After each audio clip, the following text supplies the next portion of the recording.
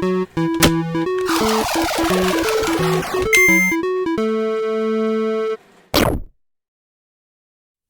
this is Peyton, and I'm ready to rant. And today I'm going to be ranting about a game which has only received an announcement trailer.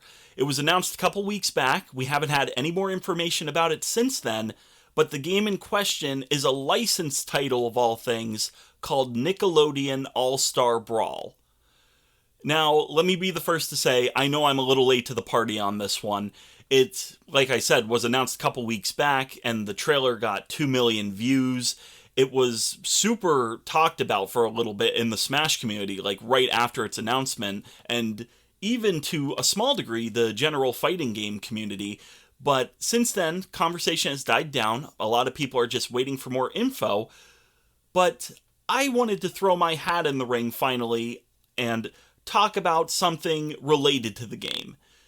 In case you haven't seen it yet, Nickelodeon All-Star Brawl is a platform fighter, much like Super Smash Bros. Is, where, you jump around and you try to knock your opponent out of the ring by increasing their damage. But I'll just link the trailer in the description in case you haven't seen it, because this video isn't so much about Nickelodeon All-Star Brawl. Really, even though this video is called Ready to Rant Nickelodeon All-Star Brawl, the true title would be, if it wasn't so long, Ready to Rant Nickelodeon All-Star Brawl and the Problem with Platform Fighters. Just to give you a quick overview of what I mean by that, let's take a look at the platform fighter as a genre super quick. So obviously you have the Smash games. They started with Super Smash Bros. On the N64, and, they carried through 5 entries now to Ultimate, 6 if, you count the 3DS and Wii U games as separate, which, you honestly could, and I don't think many people would argue with you. But outside of them, what major platform fighters have there been? A lot of people will point to PlayStation All-Star Battle Royale, PlayStation All-Stars Battle Royale, and yeah, regardless of the game's quality, that is a major platform fighter that was released. And other than that, you get into indie games, a lot of people will say, well, Rivals of Aether is a platform fighter, and it is a good success. Plenty of people love that game, and there's a decent-sized competitive scene for it. But outside of those two, a lot of people are going to start struggling. And that has a lot to do with where the platform fighter is right now as a genre. And to be frank, it's really not in a good state. Although PlayStation All-Stars Battle Royale did help the platform fighter gain more notoriety in that more people realized, oh, you can do other platform fighters. It doesn't just have to be Smash. You can make more games in this style. There's a lot to be argued that the failure of that game, which I won't even begin to get into beyond how do you call your game PlayStation All-Stars and not have Crash Bandicoot in it? What? But outside of, dunking on that game, which has been done far better by more talented people than me, it really didn't help the platform fighter a lot. In fact, it really damaged it because it got labeled a Smash clone. And because of that, now all platform fighters have to deal with that stigma just by virtue of being a platform fighter, being labeled nothing more than a Smash clone. And really, that is such a tragedy because of how warped the public perception of this genre is now. It's, oh, well, PlayStation All-Stars failed, so if it has Smash Bros-like gameplay, it is a Smash clone. When really that couldn't be further from the truth. I mean, look at roguelikes. The entire genre is literally called roguelike because they are games like the game Rogue. And thankfully, in more recent years, this sort of logic of it's okay to be blatantly inspired by something else as long as you have your own take on it has started to seep over into the platform fighter genre. And, to kind of illustrate this, I'm going to show on screen every single major platform fighter I could find that has seen a good amount of success and is also trying to be somewhat serious in a competitive sense. Now, With that list on screen, I'll also throw in the Smash Bros. Fan games just for the sake of completion. With those lists on screen, though, I now want to stress that every single game on both lists, aside from PlayStation All-Stars, is made by an independent developer. All of them. There's not a single other AAA platform fighter in existence besides PlayStation All-Stars. And that is where Nickelodeon All-Star Brawl comes into play.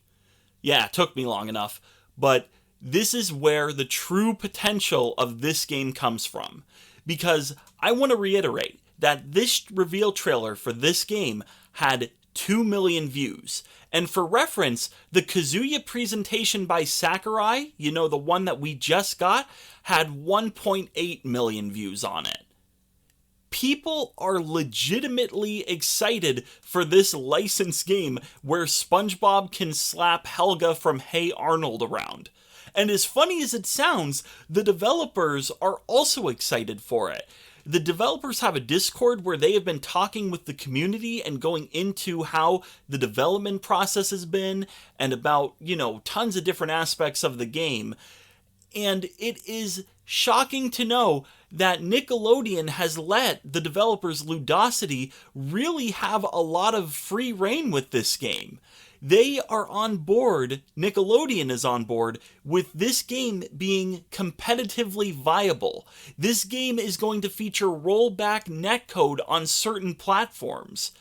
This game has a lot going for it, and the fighting game community, oddly enough, is excited for a licensed game of all things. And as funny as this all sounds, it's all important for what it could mean for the future of the platform fighter genre. Against all odds, this game is in an extremely unique position right now. It is not being developed by a major developer. It is being developed by Ludosity, as I said. But if you know Ludosity, you might have recognized the title of theirs on that list of platform fighters I had on screen a little bit ago. And that game is Slap City. Slap City is a very well-made platform fighter, and it's something of a fan favorite in the platform fighter community. It is very deep mechanically, and even though the roster is only 9 characters large, each character definitely has their place in the game, and they all feature mechanics that are unseen in almost any other game, let alone other platform fighters. And I say all that to say, these guys have a history in this very niche genre already, and Nickelodeon went to them to make this game happen. And that is extremely promising. It is immediately out the gate known that this game is in competent hands. These guys know how to make a platform fighter, and a fun one at that, and now they're being given an actual budget to make something. Because even though the developer is small, and regardless of whether or not they have history with the genre, Nickelodeon is big. Viacom is big, which Viacom is Nickelodeon's parent company, if you didn't know that. And all of that matters because regardless of what this game is, it is the closest thing we have gotten since PlayStation All-Stars to a AAA platform fighter that is not a part of the Smash series. And the significance of that and what the success of this game could mean for the platform fighter genre cannot be understated. If this game does well, beyond any success for Nickelodeon and Ludosity and Game Mill that may come of it, the huge factor here is this game doing well could mean other developers and publishers throwing their hat into the platform fighter ring, which is purely a good thing, because do not get me wrong, again, I love Super Smash Bros. Super Smash Bros. Ultimate is easily one of my favorite games. It is so much fun. But I also like platform fighters, and I want to see this genre go beyond just being Smash Bros. And indie games that try to do its gameplay in their own unique way. There's a lot of fun to be had in Rivals of Aether and Slap City and Brawlhalla and Roof Rage. But There's also a lot of untapped potential in this genre simply because it isn't tried by a lot of developers. And Nickelodeon All-Star Brawl doing well means that maybe more developers are going to be willing to take that risk on this genre. Which finally brings me to what Nickelodeon All-Star Brawl needs to be. Because it already has the internet on its side, which is a huge hurdle over already. Like, they have cleared a very difficult jump out the gate just by virtue of being what it is, which is a very left field reveal at the right time. I don't know if Nickelodeon or whoever was sitting on this game and waiting to reveal it, or if it just so happened to come out when it did. The trailer came out when it did.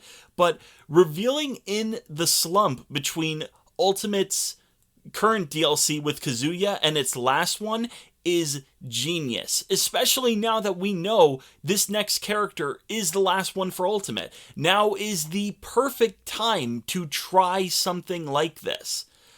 And this is what Nickelodeon All-Star Brawl needs to do now that it has, again, an audience already waiting for it, and quite frankly, just a perfect reveal window. And it only needs two things, but it needs to do these two things well. It needs to be competitively fun, and it needs to sell a lot of copies. Again, the interest is there, so selling copies won't be hard if it can live up to the first thing. If it's just a fun game and, ends up being just, a fun little distraction, then it'll do fine, it'll have an audience, but it's not going to last. But if this game, like the developers have talked about, if it can indeed be a competitively satisfying experience on top of a fun little whatever fighting game you throw on with your friends, it is going to make a big impact, a huge one. But in order for that impact to really last and really make a mark, this game needs to come out whenever it's coming out in fall. I believe it's slated for the first half of October currently. And it needs to be played, and it needs to sell, and it needs to continue to be played through to the final DLC characters reveal and after they have launched. And if it can do that, if it can survive the final DLC character for Ultimate and still have an audience, even if it's a smaller but still dedicated one, this game may just change the fate of the platform fighter going forward. It could be what the genre needs to finally break free of the PlayStation All-Star curse it's been under for, I don't even know, when did All-Stars release? At least a decade. And again, the thing that's funny about all this is that all of these hopes that I have are still based on the idea that this game is even going to be fun in the first place. Because regardless of who's developing it, and if it's developed with competitive in mind, and if it features rollback netcode, and if Nickelodeon is being super nice with letting Ludosity have more free reign than a typical license game, that is still what this game is at its core. It's a license game based on Nickelodeon cartoons. But if this game of all things, ends up being great in spite of the deck being in, traditional wisdom stacked against it, it's going to be quite the sight to behold. And for me personally, I hope this game just blows all expectations out of the water, because I don't love too many things more than watching a good underdog story unfold. And Nickelodeon All-Star Brawl is definitely an underdog if we're going off the history of how things like this typically end. But regardless, at this point, only time's going to tell how this game ends up. But you can bet I'm going to be keeping my eyes glued to this game's development until it releases, because I just want to see what the heck is going to come of all this. This has been Payden, and I'm done ranting.